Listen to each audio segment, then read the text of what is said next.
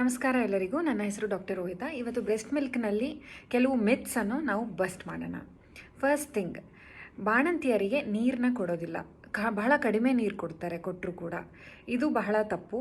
ಬಾಣಂತಿಯರಿಗೆ minimum 3 litres of water ಪ್ರತಿದಿನ ಕೊಡಬೇಕು. ಏಕೆಂದರೆ ಬ್ರೆಸ್ಟ್ ಮಿಲ್ಕ್ನಲ್ಲಿ 80 to 90% ಸತ್ವಾಂಶ ನೀರಿರೋದ್ರಿಂದ ನಾವು ನೀರು ಕೊಡಲಿಲ್ಲ ಅಂದರೆ ಬ್ರೆಸ್ಟ್ ಮಿಲ್ಕ್ ಸರಿಯಾಗಿ ಬರೋದಿಲ್ಲ.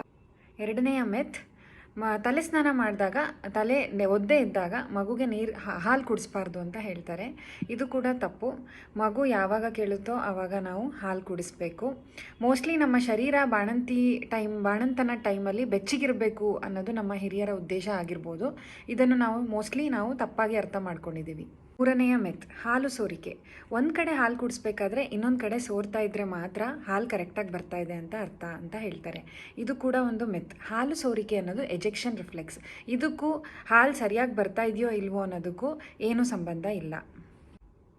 ನಾಲ್ಕನೇ ಮೆತ್, ಒಂದೇ ಎದೆಯಲ್ಲಿ ಹಾಲು ಕುಡಿಸ್ಬೇಕು, ಇನ್ನೊಂದು ಎದೆನ ನೆಕ್ಸ್ಟ್ ಟೈಮ್ ಕುಡಿಸೋಣ. ಇದು ಕೂಡ ರಾಂಗ್. ಯಾವಾಗಲೂ ಅಷ್ಟೇ, ಎರಡೂ ಎದೆಯಲ್ಲಿ ಹಾಲು ಕುಡಿಸ್ಬೇಕು. ಒಂದು ಎದೆ 10 to 15 ಮಿನಿಟ್ಸ್ ತನಕ ಹಾಲು ಕುಡಿಸಿ ಮತ್ತೊಂದು ಎದೆಗೆ ಚೇಂಜ್ ಮಾಡಿಕೊಂಡು ಕುಡಿಸ್ಬೇಕು. ಇದರಿಂದ ನಮ್ಮ ಸಪ್ಲೈ ಕೂಡ ಕರೆಕ್ಟ್ ಆಗುತ್ತೆ ಹಾಗೂ ಮಗುವಿನ ವೆಯ್ಟ್ ಗೇನ್ ಕೂಡ ಕರೆಕ್ಟಾಗಿ ಬರುತ್ತೆ.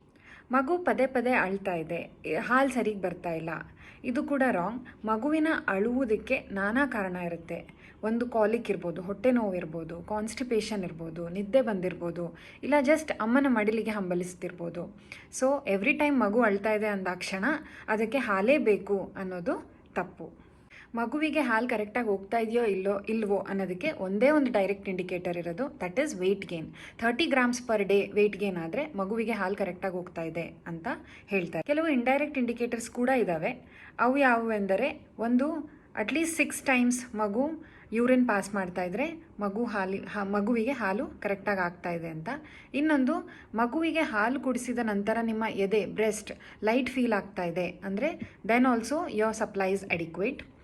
ಆರ್ 2 hours ಆದಮೇಲೆ ನಿಮ್ಮ ಬ್ರೆಸ್ಟ್ ಸ್ವಲ್ಪ ಫುಲ್ನೆಸ್ ಫೀಲ್ ಆಗ್ತಾ ಇದೆ, ಮಗು ಹಾಲು ಬಂದಿದೆ ಅಂತ ಅನಿಸುತ್ತಿದೆ ಅಂದರೆ ಇದು ಕೂಡ one of the indirect indicator that supply correct ಆಗಿದೆ ಅಂತ.